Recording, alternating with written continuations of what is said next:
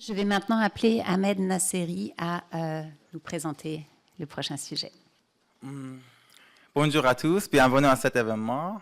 Hello everyone, welcome to this session. I'm Ahmed Naseri, a postdoc at Polytechnic Montreal University, and today I'm presenting our study entitled Cycling and Greenhouse Gas Emission, the role of cycling infrastructure, how infrastructure makes all the difference. So here we have the outline of my presentation that I'm presenting in my next slides. So transportation is one of the largest sources of greenhouse gas emission around the world, and the contribution of this sector to generate greenhouse gas emission in Canada is almost 23%, and this sector is responsible for 43% of overall greenhouse gas emission in Quebec. And among these emissions, almost 3/4 are the share of road vehicles. Accordingly, if we want to improve sustainability in the transportation, we have to reduce car trips, and one of the practical approaches is to shift from car trips to cycling. Cycling provides us with many benefits, such as increasing physical activity, reducing the emissions, reducing the congestion and fuel dependency, and also financial savings. However, in order to attract many people to use bicycles, we need to have protected bike lanes in order to attract people from with different abilities and at different ages. In this investigation, we applied CAMBIX, the Canadian Bikeway Comfort and Safety measure, as Ella presented. Based on this index, we have 3 types of cycling infrastructure: low comfort.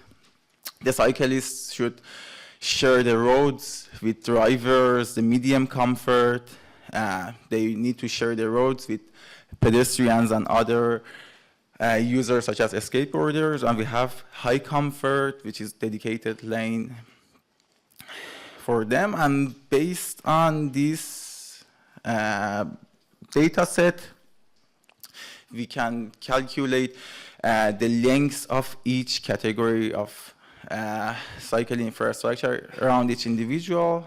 And we have a bikeway index, and after calculating the lengths of high comfort within 1 kilometer buffer, we multiplied it by 3, medium comfort multiplied by 2, and low comfort multiplied by 1. And all of these values sum up together in order to generate the bikeway index, which can be seen here. And what is the objective of this study? We aimed to identify the determinants of cycling infrastructure. We applied different data sets and different types of variables. And the second objective was to investigate the influence of changing the quality and quantity of cycling infrastructure on 2 things. First, modal share. The second one, greenhouse gas emission. We applied different types of data set. The first one, Montreal OD survey, origin destination survey in 2018. From this data set, we just considered Montreal and Laval, home-based trips, and the trips shorter than 6.74 kilometers, which is the 80th percentile for all cycling trips in the OD. And also we applied CAMBIX. We can read them, and we have here the developers of this measure. And we use Canadian proximity measure dataset, which provides information about proximity to different centers. We have VAC score, which is a measure of walkability. Also, we calculated cycling distance to the center using Google Maps API. For the methods, we applied light gradient boosting machine as an ensemble learning technique to predict individual mode choices, particularly cycling choice. We used Shapley additive explanation, which is generally called SHAP, to identify the relative influence of different variables on cycling choice. And we applied partial dependency plot to capture a nonlinear relation between each independent variable and cycling. And we tested different scenarios for the second objective. First, we analyze the influence of current cycling infrastructure on GHG reduction and number of cycling trips. And on the second set of scenarios, we considered different improvements, for example, improving the quality, increasing the quantity, and also have a compact city by reducing the trip distances and increasing the accessibility. To calculate the greenhouse gas emissions, we use these values shown here. These are the unit greenhouse gas emission of each mode in Montreal. We multiplied these emissions by trip distance, and the trip distance was dynamic. If someone shifts from a mode to another mode, the distance is updated accordingly.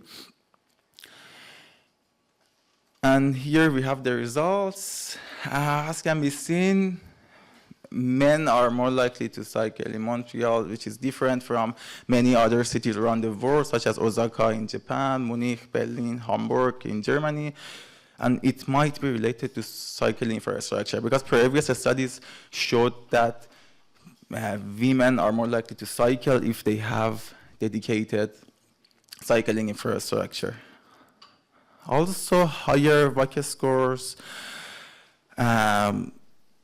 being near to the center and having a trip distance of between 1.2 kilometer to 3 kilometer were associated with a higher probability of cycling. And also the most important one, if you have higher level of CAMBIX, I mean the better biking infrastructure, you are more likely to cycle, so it's clear. And here we have the results of our scenarios. First, it is the results, the contribution of current cycling infrastructure. The current, if we exclude and remove the current cycling infrastructure from the Montreal transportation network, the number of cycling trips is predicted to reduce by 55%. The greenhouse gas emission of the subset of the data set that we applied is expected to increase by over 10%. And at the right side of the page, we have the modal share of the base scenario and the infrastructure scenario. So the share of cycling would reduce from 9.7 to 4.4, and also the share of driving would be increased by 4% if we exclude current cycling infrastructure.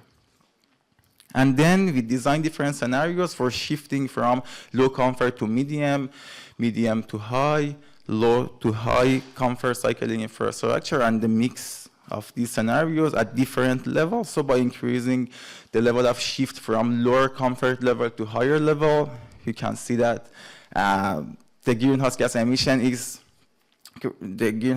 reduction is gradually increasing, and it can increase the modal share of cycling continuously. And at the highest level, you can see if we shift all the low and medium comfort cycling paths to high comfort bike phase, the modal share of cycling trips would be increased by 0.78%, while the greenhouse gas emission is expected to reduce by 4%.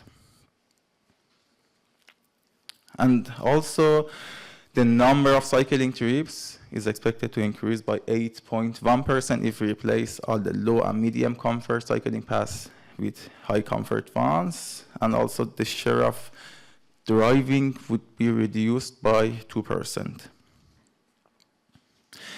We also tested the compact cities, so we reduced the trip distances while increasing the accessibility measures by different levels, 5, 10, up to 15%. So we check it out and we realize that the cycling reached at the highest level when the trip distances is reducing by 25%.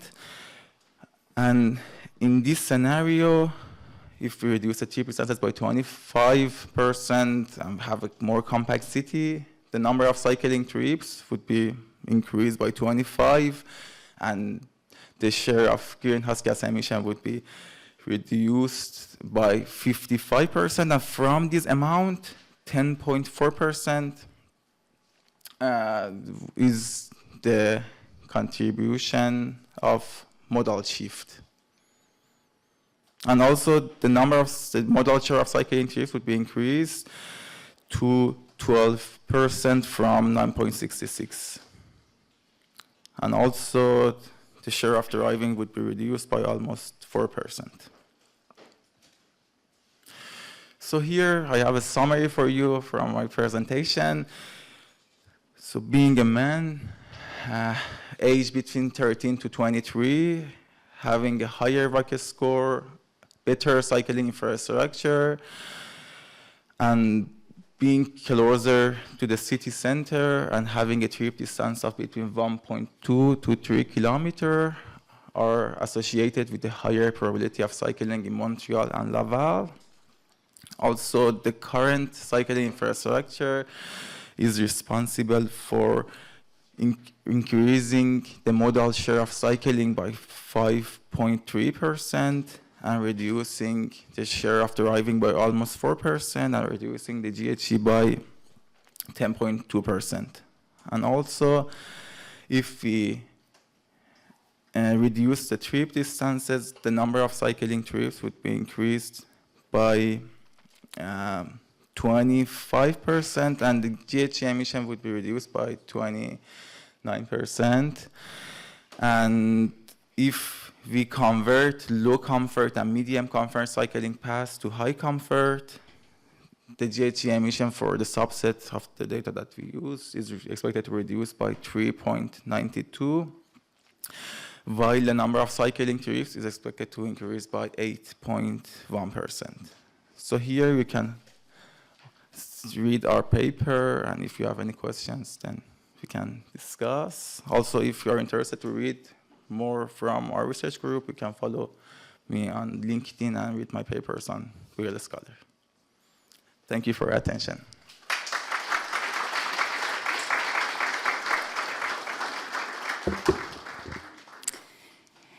Thank you very much, Ahmed.